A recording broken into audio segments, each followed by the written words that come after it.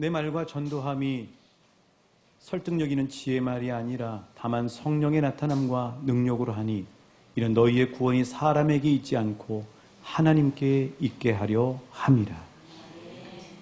하나님, 이 시간 저희들 믿음으로 하나님의 말씀을 받길 원합니다. 우리의 영혼과 말씀이 맞닿을 때 하나님의 놀라운 은혜의 스파크가 터지게 하여 주옵시고, 그 말씀이 우리의 영혼육을 만지며 생생하게 우리의 가슴 가운데 파고들여 우리의 삶을 살아서 움직이는 놀라운 역사를 경험하게 하여 주옵소서. 예수님 이름으로 기도합니다. 아멘. 우리 주님 이름으로 한 분 한 분을 사랑하고 축복합니다. 우리가 흔히 듣는 말에 사람은 물 흐르듯이 순리대로 살아야 한다 하는 말을 듣곤 합니다. 사실 이 말은 중국의 춘추 전국시대에 이 초나라의 사상가인 노자가 처음으로 한 말입니다. 이 노자가 세상 만물을 관찰해 보니까는 세상은 사람의 뜻대로 돌아가는 것이 아니라 뭔가 이 세상을 흐르는 흐름이 있더라는 거예요. 그래서 그 흐름을 노자는 뭐라고 정의했냐면 도라고 정의했습니다. 도. 이 도라고 하는 것은 우주 만물과 사람의 근본 이치라고 하는 말이죠. 그래서 순리대로 산다라고 하는 말은 이 도에 맞춰서 살아간다. 그게 지혜로운 삶이다 하는 표현입니다. 그런데 이제 이게 시간이 지나가면서 변질이 되기 시작하는 겁니다. 뭐든지 처음에 시작하다가 이제 변질이 되잖아요. 거기에 어떤 말이 붙기 시작했냐면은 물이 흐르듯이라는 말이 붙기 시작했어요. 그래서 흔히들 하는 말이 물 흐르듯이 순리대로 살아라 이런 말을 하면은 사람들은 어떻게 이해를 합니까? 여러분 어떻게 이해하시고 계셔요? 무리가 없이 순조롭게 도리에 따라 사십시오. 그리고 욕심내지 말고 순응하면서 조용히 사십시오. 그래야 평안하게 살 수 있습니다. 이런 뜻으로 사람들에게 고정이 돼버린 거죠. 그러니까 물 흐르듯이 순리대로 산다 이 말은 소극적이 돼버렸고 수동적이 돼버렸고 조용히 사는 이런 표현으로 고착화 돼버렸다고 하는 사실입니다. 자, 오늘 순리에 대해서 이야기를 할 텐데요. 여러분 그렇다면 순리라는 말이 성경에 나올까요? 성경에 나옵니다. 로마서 1장 26절입니다. 같이 한번 봉독하실게요. 시작. 이 때문에 하나님께서 그들을 부끄러운 욕심에 내버려 두셨으니 곧 그들의 여자들도 순리대로 쓸 것을 바꾸어 영리로 쓰니. 순리란 말 나오죠? 그 반대말도 나옵니다. 영리, 순리, 영리. 순리란 말은 순응한다 이런 말이고 영리는 거스른다 이런 말입니다. 자, 그렇다면 우리가 이 세상을 살아가면서 사람들에게 듣는 순리대로 살아야 잘 살 수 있습니다 하는 세상에서 말하고 노자 선생님이 이야기한 순리와 방금 찾으셨던 하나님이 성경에서 말씀하시는 순리는 대체 어떻게 다를까요? 그리고 예수 안에서 순리대로 산다고 하는 것은 어떤 구체적인 삶일까요? 그리고 예수 안에서 순리대로 살면 어떤 은혜를 입게 될까요? 오늘 말씀으로 함께 은혜 나눴으면 좋겠습니다. 오늘 본문은 우리가 읽었던 것처럼 12절부터 42절까지 무려 30절이나 되는 긴 본문입니다. 그런데 이 본문 안에 들어가 보시면은요, 바람이 느껴질 거예요. 어떤 바람이냐면은요, 하나님이 강하게 일으키는 바람과 그리고 그 하나님의 바람을 잘 못 읽고 그 바람에 거스르려고 하는 일부 사람들의 작은 역풍, 이게 느껴질 거예요. 마치 하나님이 일으키시는 바람은 태풍입니다. 그런데 그걸 읽지 못하고 거스르는 사람들은 선풍기 바람이에요. 비교해 보세요. 태풍과 선풍기 게임이 됩니까? 오히려 선풍기가 넘어지고 마는 거죠. 그럼 이 하나님이 일으키시는 바람을 대세를 잘 탄 사람들이 누구냐고요? 베드로를 비롯한 사도들, 그리고 믿음으로 반응한 순종하는 사람들, 그리고 그 당시에 공회원 중에 존경받았던 가말리엘 교법사도 이걸 느꼈던 것 같아요.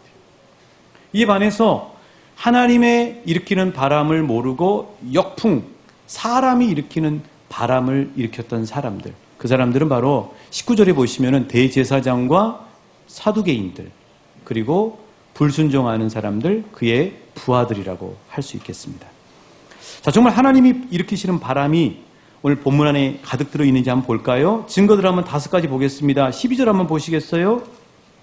어떤 역사가 일어났습니까? 사도들의 손을 통하여 민간의 표적과 기사가 많이 일어났다. 여러분, 이걸 사람이 일으켰다고 절대 보시면 안 됩니다. 사도행전 11장 21절에서는 주의 손이 그들과 함께 하심에 수다한 사람이 믿고 주께 돌아오더라. 하나님의 손이 사도들의 손을 통해서 기사와 표적을 일으킨 것으로 보셔야 정확하게 보는 것이죠.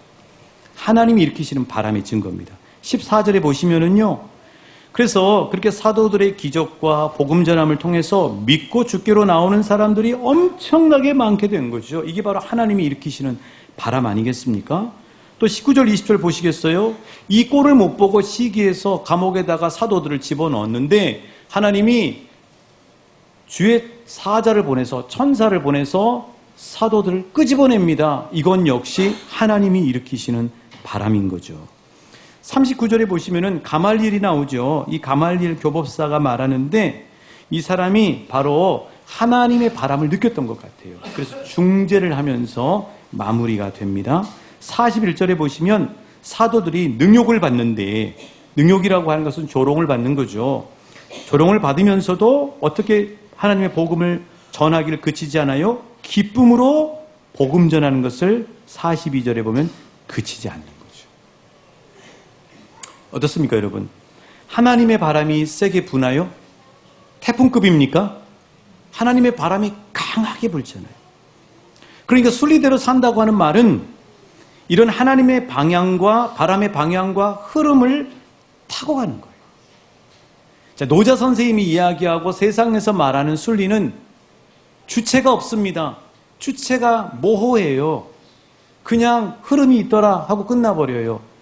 그런데 성경에서 말하고 하나님이 말씀하시는 순리는 주체가 분명히 있습니다. 그분이 누구예요? 하나님이에요.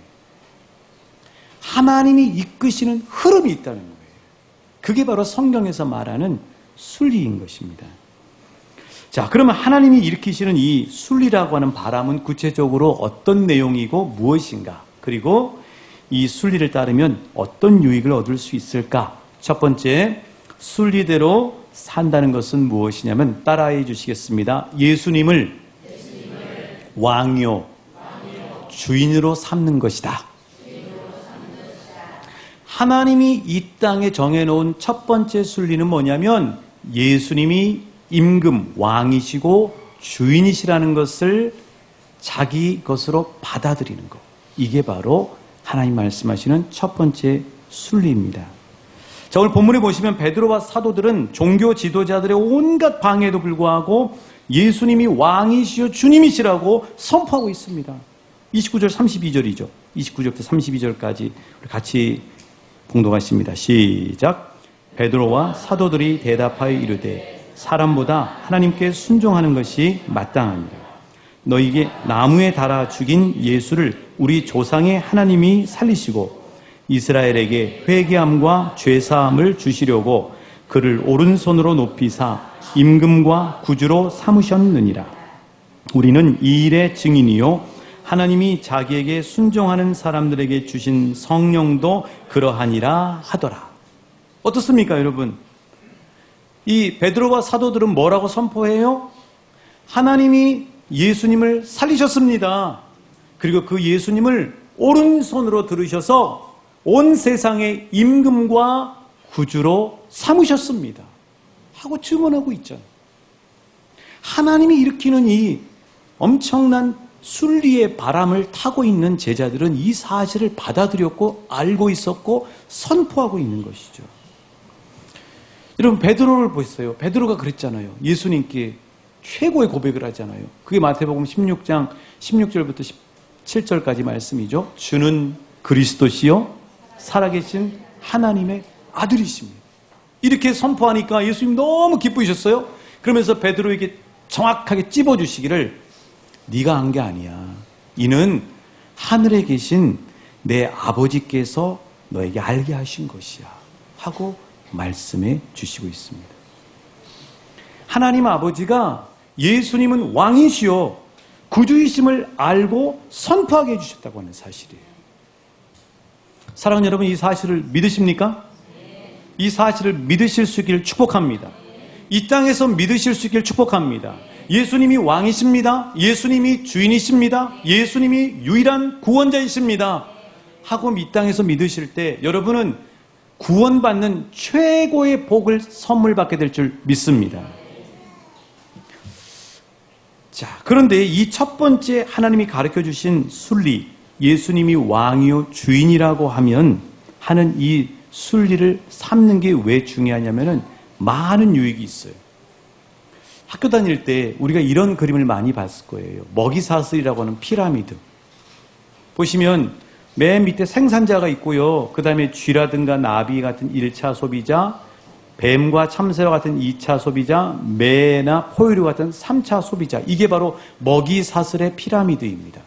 지구가 환경오염됐다고 하는 것은 저런 먹이사슬이 완전히 이 앞뒤 순서가 바뀌어가지고 한쪽이 멸절하고 그래서 전체가 지금 어려움을 겪는다는 이야기입니다.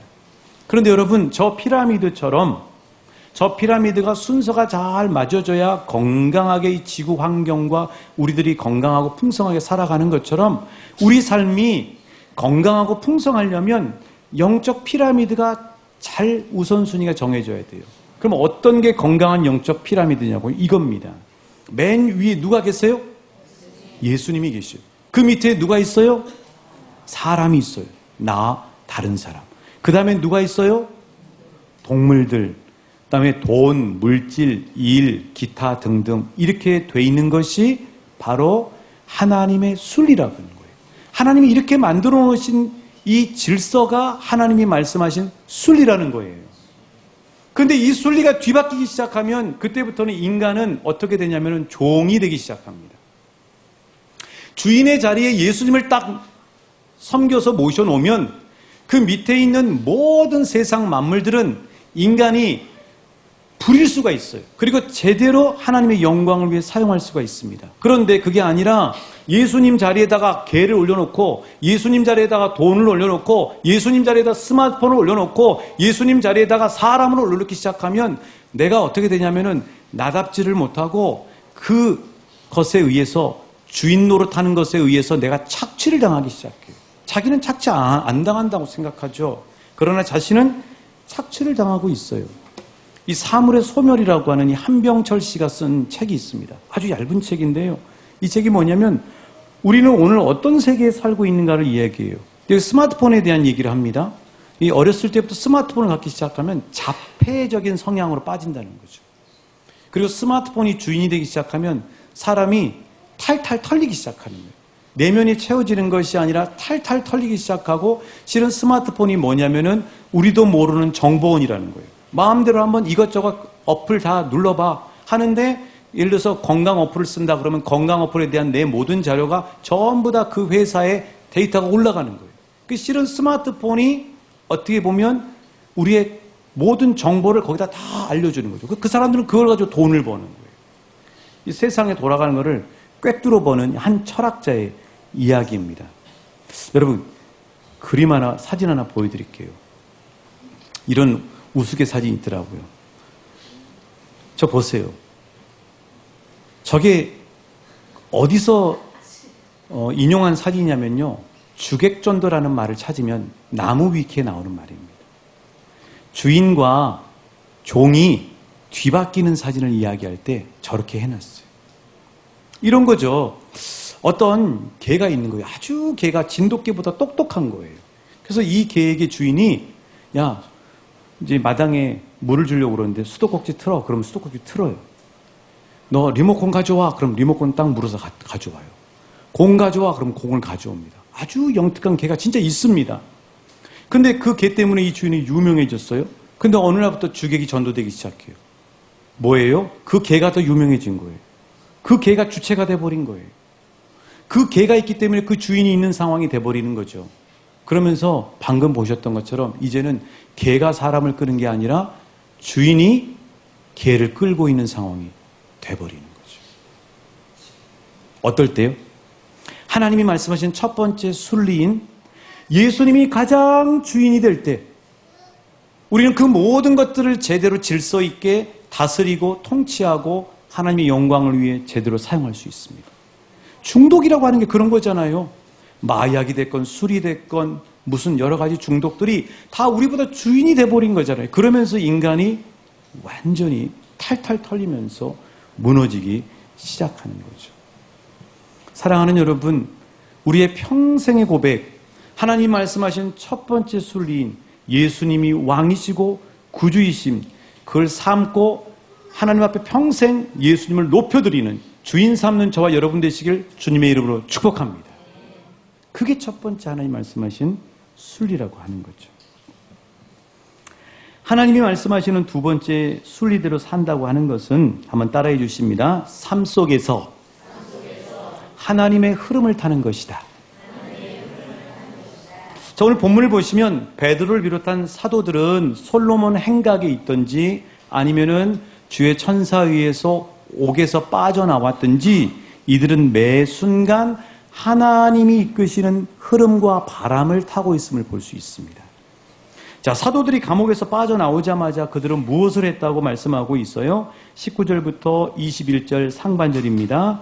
같이 읽습니다. 시작. 주의 사자가 밤에 옥문을 열고 끌어내어 이르되 가서 성전에 서서 이 생명의 말씀을 다 백성에게 말하라 하며 그들이 듣고 새벽에 성전에 들어가서 가르치더니 아멘. 그렇습니다. 여러분, 일반적인 상식으로 하면 감옥에 있던 베드로와 사도들이 감옥에서 추록하고 난 다음에 어디를 갔을 것 같아요? 집으로 갔겠죠. 어디로 갔을 것 같아요? 그들을 염려하고 걱정하고 기도하고 있는 초대교회 공동체로 갔겠죠. 그런데 오늘 본문에서 보면 베드로와 사도들은 자신들의 생각대로 움직이지 않고 주의 사자, 천사가 말하는 대로 성전에 올라가서 이 생명의 말씀을 전해라 하는 대로 순종하고 갑니다. 하나님이 이끄시는 흐름의 방향을 타고 간다고요. 사실 우리의 매일의 삶은 우리 혼자 걷고 있는 삶이 아닙니다. 하나님은 우리와 함께 하시거든요. 하나님이 우리와 함께 걷고 계세요. 그 실은 우리가 하루를 보낼 때 그 하루는 누가 꾸미냐면 나만 꾸미는 것이 아니라 하나님과 내가 함께 하루라고 하는 옷감을 만들어가요. 그래서 내 스케줄대로 내가 움직이는 것이 아니라 함께 하시는 하나님의 스케줄을 듣고 존중하시오. 예수님의 하루 스케줄을, 예수님의 삶의 스케줄을, 그 비법을 우리에게 요한복음 5장 19절 20절에서 이렇게 알려주셨어요. 우리도 이렇게 삼길 원합니다. 시작. 그러므로 예수께서 그들에게 이르시되 내가 진실로 진실로 너희에게 이르노니 아들이 아버지께서 하시는 일을 보지 않고는 아무것도 스스로 할 수 없나니 아버지께서 행하시는 그것을 아들도 그와 같이 행하느니라. 아버지께서 아들을 사랑하사 자기가 행하시는 것을 다 아들에게 보이시고 그보다 더 큰 일을 보이사 너희로 놀랍게 여기게 하시리라. 우리 삶은 그래서 뜨개질과 길쌈질과 같아요. 여러분, 뜨개질 해보셨죠? 옛날에 길쌈질 보셨죠? 이 뜨개질과 길쌈질의 원리는 뭐냐면은 수직적으로 실을 짜는 것과 수평적인 실, 그래서 수직적인 실을 날실이라고 하고 수평적인 실을 시실이라고 합니다. 수직만 있어서도 안 되고 수평의 실만 있어서도 옷감이 만들어지지 않아요. 그러니까 수평적인 이 시실은 누가 짜냐면은 사람과 사람, 내가 사람 사회에서 오늘 주어지는 직장에서의 스케줄, 또 내가 만남의 약속들, 이런 것들을 내가 짜가는 거죠. 그런데 그것만 가지고 하루라는 옷감이 온전하게 짜여지지 않는 거죠. 우리와 하나님은 함께 걷고 계세요. 하나님은 우리에게 스케줄을 주신다고요. 하나님은 우리에게 만남도 허락하신다고요. 하나님은 그 일을 통해서 우리에게 흐름을 타게 하신다고요. 그 흐름과 만남과 하나님의 이끄심을 듣고 보고 존중하고 그분의 스케줄에 함께 타고 가시오. 그게 바로 수직적인 하나님과 나와의 날실. 날실과 시실이 엮어져서 저런 좋은 옷감에 바로 하루라고 하는 아름다운 그림이 뜨개의 그림으로 그려지게 되는 것이죠. 제 삶을 한번 예로 들어볼게요. 여러분 용서하세요. 어느 수요일이었습니다. 수요 말씀을 열심히 준비하느라고 몰두하고 있었습니다. 정신이 없죠. 말씀 준비하고 말씀에 몰두하는데. 근데 갑자기 어떤 분이 생각이 나는 거예요. 저는 요즘 그럴 때 어떻게 받아들이냐면 성령님께서 이분이 생각나게 하셨구나 하고 받아들입니다. 그리고 그 생각나는 분에게 전화를 드렸습니다. 그분은 어떤 분이냐면요. 해년마다 자신의 재능을 우리 왕춘교회 주보 디자인에 기부하는 분이에요. 그분 생각이 나는 거예요. 사실 한 연말쯤 돼야 그분이 생각이 나서 전화를 하든지 아니면 그분에게 말씀드릴 일이 있으면 전화를 하겠지만 그냥 생각이 나서 전화를 드렸습니다. 전화를 드렸더니요. 이분이 놀라우면서 반가워하시는 거예요. 근데 전화기 너머로 막 망치 소리 같은 소리가 납니다. 막 꽝꽝꽝 막 두드리는 작업 소리가 들립니다. 그리고 좀 시끄러운 것 같아요. 근데 전화를 끊을까 했는데 이분이 계속 저를 빨아들이는 것 같아요. 목사님 전화하셨네요. 그리고 저하고 통화하고 싶은 게 전화기 선으로 느껴지는 거예요. 집사님 얘기를 듣기 시작했습니다. 집사님이 맨 처음에 일을 시작하실 때는 한 굵직한 자동차 회사에 자동차 광고 디자인 회사를 다녔습니다. 그곳에서 다니다가 안타깝게도 열심히 재미있게 자신의 은사를 발휘해서 직장 일을 하셨는데 그 회사가 부도가 나고 만 거예요. 그래서 결국은 그 일을 계기로 해서 개인 디자인 사업체를 꾸렸습니다. 그럼 몇 년간을 열심히 하셨는데 안타깝게도 경기가 좋지를 못하니까 그 사업을 눈물을 머금고 접게 된 거예요. 자, 그러면서 가장이니까 돈을 벌어야 되잖아요. 수입이 있어야 되잖아요. 그래서 들어간 회사가 지금 꽝꽝 소리 나는 그 회사입니다.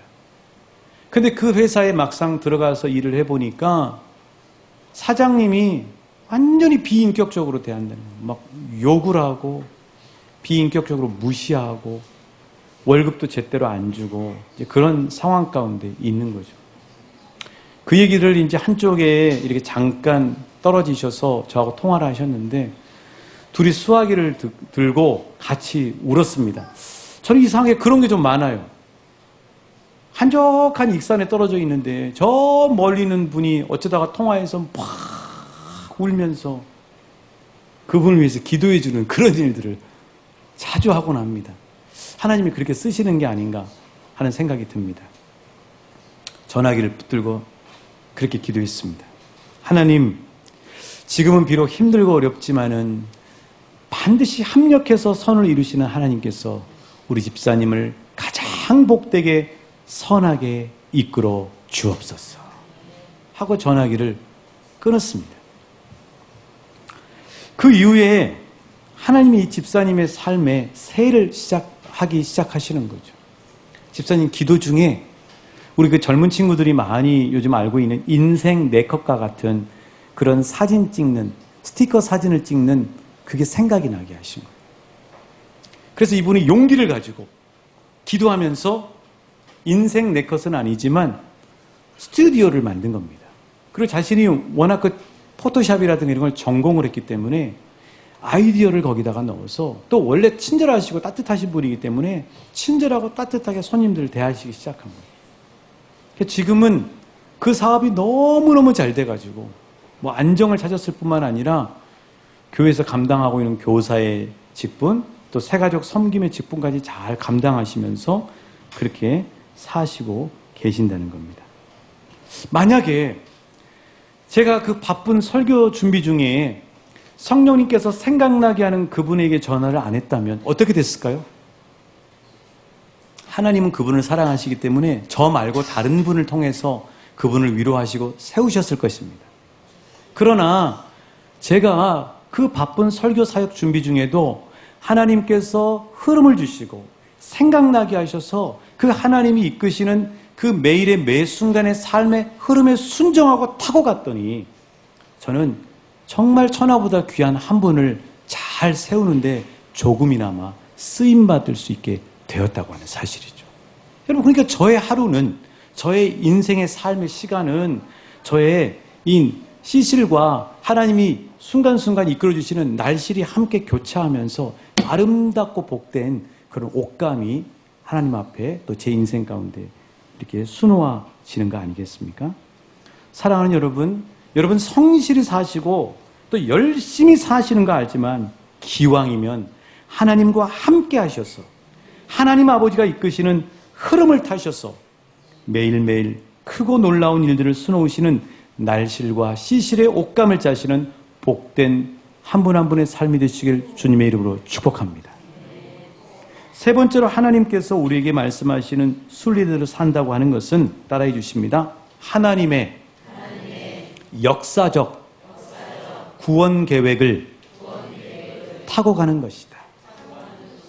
자, 방금 말씀드린 두 번째 하나님이 삶 속에서 이끄시는 하나님의 흐름을 탄다고 하는 것은 경제학의 용어로 하면 미시적인 겁니다. 하나님이 나라고 하는 한 사람과 함께 인생길을 걸어가면서 너 혼자 네 스케줄로 가지 말고 내가 네 삶을 더 아름답고 풍성하게 이끌어가는 이 흐름을 함께 타고 함께 만들어가자 하는 거예요. 그 제안이에요. 그런데 세 번째는 뭐냐면은 거시적인 것입니다. 이 역사라고 하는 큰 지구 역사라고 하는 이 세상 돌아가는 역사라고 하는 큰 역사 속에서 하나님이 여전히 이끌고 가시고 계시거든요. 하나님의 계획이 있거든요. 그 계획대로 역사가 이루어져 가고 있습니다. 그 계획 속에서 하나님이 만들어 놓은 그 구원의 계획에 바람을 타고 가라는 거예요. 자, 한번 이 사도들을 한번 볼까요? 41절, 42절입니다. 우리 같이 읽어보실게요. 시작. 사도들은 그 이름을 위하여 능욕받는 일에 합당한 자로 여기심을 기뻐하면서 을 떠나니라. 그들이 날마다 성전에 있든지 집에 있든지 예수는 그리스도라고 가르치기와 전도하기를 그치지 아니하니라. 자, 베드로를 비롯한 사도들은 대제사장과 종교 지도자들이 끊임없이 하는 협박과 감옥에 넣는 구금과 채찍과 조롱에도 불구하고 오히려 자신들에게 맡겨져 있는 복음 사역을 기쁨으로 계속 감당하고 있어요. 왜 그럴까요? 한마디로 말씀드리면 사도들은 오늘 현재 내 현실 가운데 일어나는 여러 가지 일들과 상황 안에만 갇혀있지 않았다는 사실이에요. 거시적으로 넓게 보면서 오늘 현재 이 상황이 아니라 지금 내가 몰두하고 만나고 있는 이 사람이 아니라 훨씬 높은 차원에서 이 전체를 이끌어 가시는 하나님의 바람, 그게 바로 하나님의 역사적인 구원의 계획을 여전히 보고 갔다고 하는 사실이에요. 그러니까 현실이 막 맞고 잘 안 되는 것 같아도 하나님의 구원 계획은 계속 펼쳐져 가고 결국 역사의 끝 현장에는 예수님이 다시 오실 것이고 그분의 나라가 이 땅을 통치하실 것이기 때문에 사도들과 제자들은 당당하게 기뻐하면서 예수가 그리스도요 하나님의 아들이라고 하는 사실을 전하는 것을 그치지 않았다고 하는 사실이에요. 이 시간에 여러분의 눈을 활짝 넓게 여시길 축복합니다. 하나님이 이 역사 전체를 이끌어 가시는 그 넓고 거시적인 하나님의 구원 계획을 보시는 축복을 얻으시길 소망합니다. 다니엘이 바로 그런 사람. 다니엘이 어떤 사람이에요? 포로지 않습니까? 나라가 망했어요. 끌려갔다고요. 저 멀리 끌려갔어요. 포로 신세라고요. 포로 주제라고요. 포로 주제. 그런데 여러분 다니엘이 어떻게 해요? 왕의 진미를 거절해요. 포로 주제 뿐만 아니라 30일 동안 다른 모든 종교 신들에게 절하지 못하고 일절 종교활동 금지, 그리고 오직 왕이 세운 신상에게만 절하라고 하는데 그 신상에게 다니엘은 포로 신세인데 절하지 않고 꿋꿋하게 하나님 앞에 기도합니다. 다니엘이 기도하는 장면 한번 보여드릴게요. 다니엘이 저렇게 매일 하루에 3번씩 하나님 앞에 기도할 때에 다니엘은 뭘 봤을까요? 오늘 이 내가 지금 처해 있는 수많은 사람들의 협박, 유혹, 미혹, 또 꼬질러 바치는 거, 이런 것만 보는 게 아니라, 그리고 이 제국, 우리나라도 아니고 이 거대 제국의 그냥 포로 신세로 이런 그것만 보는 게 아니라 이 역사 전체를 이끌어 가시는 하나님의 크고 놀라운 구원 계획을 다니엘은 봤다고 하는 사실이에요. 그 증거가 어디냐고요? 다니엘서에 너무나 자주 나옵니다. 다니엘서 7장 13절, 14절을 한번 대표적으로 한번 보여드릴게요. 다니엘이 뭘 보고 살았는가? 왜 그렇게 포로 신세인데 주눅들지 않고 당당하게 하나님을 바라보면서 하나님의 구원 계획을 보고 하나님 앞에 두 제국에 걸쳐서 총리로 쓰임받게 됐는가? 같이 봅니다. 시작. 내가 또 밤 환상 중에 보니 인자 같은 이가 하늘 구름을 타고 와서 옛적부터 항상 계신 이에게 나아가 그 앞으로 인도되매 그에게 권세와 영광과 모든 백성과 나라들과 다른 언어를 말하는 모든 자들이 그를 섬기게 하였으니 그의 권세는 소멸되지 아니하는 영원한 권세요 그의 나라는 멸망하지 아니할 것이니. 자, 13절 띄워주세요. 다니엘은 누구를 봤는가? 밤 환상 중에 인자 같은 이를 봤대요. 하늘 구름을 타고 오신대. 사도행전 1장에 나오는 이야기죠. 다시 오실 예수님이죠. 옛적부터 항상 계시는 하나님이시죠. 다니엘은 그 거대 제국의 느부갓네살 왕이나 다리오 왕만 보는 게 아니라 진정한 역사의 왕이시고 다시 이 땅의 재판장으로 오실 예수 그리스도를 바라봤다고 하는 사실이에요. 또 14절 한번 띄워주시겠어요? 다니엘은 지금 화려하게 건물이 올라가 있고 떵떵거리고 넓은 영토를 자랑하는 바벨론이나 페르시아 제국만 바라보는 게 아니라 그 나라는 언젠가는 멸망한다는 거예요. 영원히 지속되지 않는다는 거예요. 그런데 다니엘은 영원히 지속되고 영원히 이 땅을 통치할 나라를 보게 된 거죠. 그 나라가 어떤 나라예요? 그의 권세는 소멸되지 아니하는 영원한 권세요. 따라해 주시겠습니다. 그의 나라는 멸망하지 아니할 것이니라. 여러분, 다니엘의 신세가 우리하고 똑같지 않습니까? 우리가 이 땅을 살아갈 때 이 땅이 전부입니까? 아닙니다. 이 땅 너머에 하나님의 이미 펼쳐놓으신 구원의 역사의 스케줄이 있어요. 그 역사의 스케줄은 어떻게 되냐고요? 모든 사람들이 예수님 앞에 서게 될 거예요. 그 모든 사람들이 보게 될 거예요. 예수님이 왕이라는 사실을. 모든 사람이 보게 될 거예요. 예수님이 이 사람은 영생에, 이 사람은 영벌에 처할 재판장이라는 사실을 보게 될 거예요. 모든 사람들을 보게 될 거예요. 미국이나 영국이나 이 땅에 있는 러시아나 이 나라가 아니라 영원한 하나님의 나라가 도래하게 될 거라는 사실을 보게 될 거예요. 그 사실을 보는 사람들이 오늘 현재 매일 삶 속에서 일어나는 수많은 일들과 오늘 이 시대 유행이라고 하는, 그리고 세상에 돌아가는 판도라고 하는 것에 휩쓸리지 않고 꿋꿋하게 다니엘처럼, 아니 베드로와 사도들처럼 왕이신 주님을 바라보면서 역사의 순리 가운데 믿음을 지켜나가게 된다고 하는 사실. 정리합니다. 사랑하는 여러분, 예수님은 이 세상과 역사의 왕이시며 주인이십니다. 예수님은 약속대로 반드시 이 땅에 다시 오십니다. 예수님은 모든 사람들의 영생과 영벌을 판단하시는 재판장이 되실 것입니다.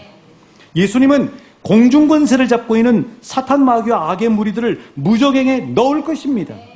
예수님은 세상 나라를 심판하시고 영원한 하나님의 나라를 펼치실 것입니다. 이것이 하나님이 정해놓으신 순리예요. 예수님 안에서 이런 하나님의 순리대로 사셔서 이 땅에서는 믿음의 사명자로, 그리고 주님 앞에서는 잘했다 칭찬받는 참된 승리자로 사시는 한 분 한 분 왕충교회 우리 모두 되시길 주님의 이름으로 응원하고 축복합니다. 하나님, 우리에게 매일매일 우리의 삶에 동행하는 그림과 큰 역사의 하나님의 계획을 보여주셨습니다. 사랑하는 여러분, 우리가 예수님 앞에 설 텐데, 예수님 앞에 설 때 기왕이면 좀 떳떳하게 서면 좋지 않겠습니까?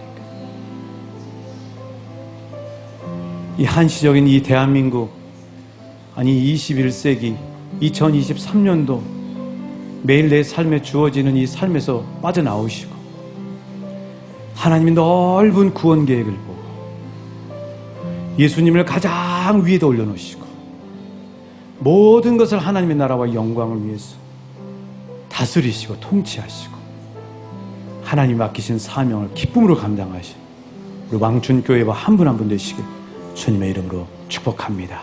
우리 시간 기도하십시다. 사랑하는 하나님 아버지, 하나님의 순리를 알려주셔서 감사를 드립니다. 예수님이 왕이십니다. 예수님이 임금이십니다. 예수님이 온 땅의 심판자이십니다. 주님, 이 사실을 기억하고 예수님이 가장 내 삶의 위에 주인이십니다. 예수님이 왕이십니다. 모든 것들을 통치하시고 모든 것들을 다스리고 모든 것을 주님의 뜻대로 하나님의 영광을 위해 사용할 수 있는 그런 은혜와 믿음을 이 말씀을 통하여 회복시켜 주신 줄 믿습니다. 하나님, 내 삶은 나 혼자 가는 것이 아니라 주님이 함께 하시고 계십니다. 하나님이 이끄시는 날실과 내가 살아가는 시실이 엮어져 아름다운 하나님 나라의 옥들이 짜여진 줄 믿습니다. 주여, 성령님 우리를 도와주셔서 눈을 열어주시고 귀를 열어주시고 보게 하여 주시고 하나님 목격하게 하셔서 하나님과 동행하는 아름다고 복된 날실과 시실의 매일매일의 삶이 될 수 있도록 역사하여 주옵소서. 하나님, 우리에게 다니엘과 같은 믿음을 주시옵소서. 곧 소돔과 고모라의 롯이 아니라 다니엘과 같은 믿음을 주셔서 하나님의 놀라운 구원 계획과 다시 오실 주님을 바라보며 영원한 나라, 소망의 나라, 능력의 나라를 바라보며 사명 감당할 수 있도록 주여 역사하시고 함께하여 주옵소서. 성령님, 오늘 말씀으로 각인시켜 주시고 주장하여 주옵소서. 사랑하는 주님, 감사합니다. 매일 치열하게 살아가는 우리의 삶 가운데 있던 우리의 시각을 높여 하나님을 바라볼 수 있도록 말씀을 통하여 우리에게 이끌어 주셔서 감사를 드립니다. 하나님, 내 삶의 주인은 오직 예수님밖에 없습니다. 그 어떤 것도 주인 노릇하지 못하도록 말씀을 통하여 하나님의 첫 번째 순리를 허락해 주셨사오니 이 시간 오직 주님만이 왕되어 주시옵시고 내 삶의 모든 것들을 하나님의 나라와 영광을 위해 다스리고 온전히 사용하는 복된 은혜가 바로 나의 은혜인 줄 믿습니다. 매일 삶 가운데 동행하여 주셔서 하나님의 날실과 나의 시실이 엮어져 아름답고 복된 하루가 되어지는 하나님의 옷감이 되게 하여 주옵소서. 역사의 큰 하나님의 구원 계획을 바라보며 오늘 2021년도 2023년도 하나님, 이 세계 안에 갇히는 것이 아니라 영원한 하나님의 나라, 다시 오실 주님을 바라보며 주님 앞에 잘했다 칭찬받는 삶을 살아가는 우리 교회와 한 사람 한 사람 되게 역사하여 주옵소서.